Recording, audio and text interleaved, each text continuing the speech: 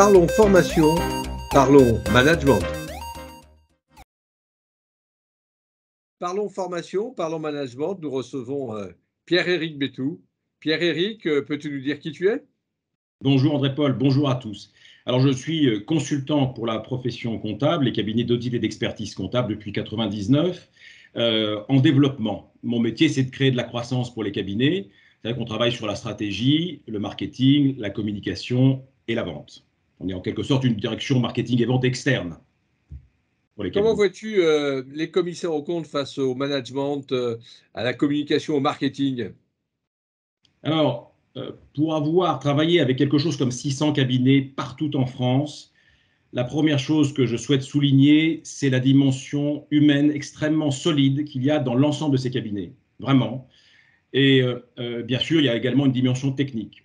Mais cette dimension humaine, c'est la base du travail de management qu'il y a à faire dans les cabinets. C'est également la base de tout l'effort de développement qu'on veut faire. Et donc, il suffit de l'exploiter. Alors, elle l'est plus ou moins dans les cabinets. Il y a un peu de travail chez certains, mais elle est déjà un terreau très, très favorable à un développement plutôt sympa pour la profession et les cabinets. Quelles recommandations tu pourrais faire au cabinet d'audit et de commissariat aux comptes?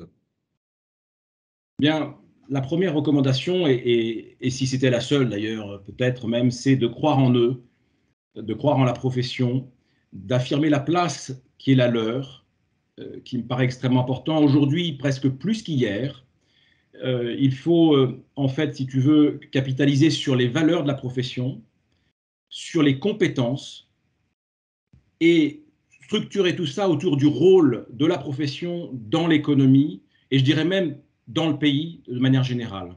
Ça, c'est ma recommandation vraiment centrale, de croire en la profession et d'insister et de le faire savoir.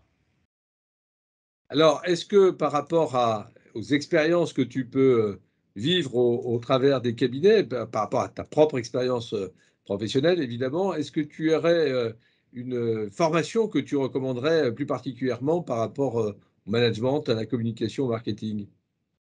Oui, alors je dois te dire que la formation, en fait, s'est imposée à moi au départ, quand j'ai créé mon cabinet, mon activité en tant qu'indépendant. Avant, j'étais salarié. Ça s'est imposé parce que c'est absolument incontournable. Il faut absolument, en fait, que les professionnels fassent leur les techniques et les méthodes de développement, donc sur les sujets de stratégie, de marketing, de com et de vente, sans quoi rien ne se fera.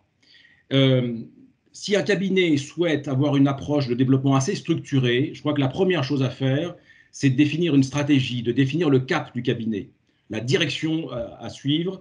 Et pour ce faire, la CNCC a mis en place, d'ailleurs on l'a fait conjointement, un outil de diagnostic qui permet d'y voir clair et d'embarquer l'ensemble des collaborateurs et des parties prenantes dans cette aventure entrepreneuriale en fait qui consiste à suivre une stratégie et un cap précis pour un cabinet. Ça, c'est la première chose à faire voilà, dans les cabinets, me semble-t-il.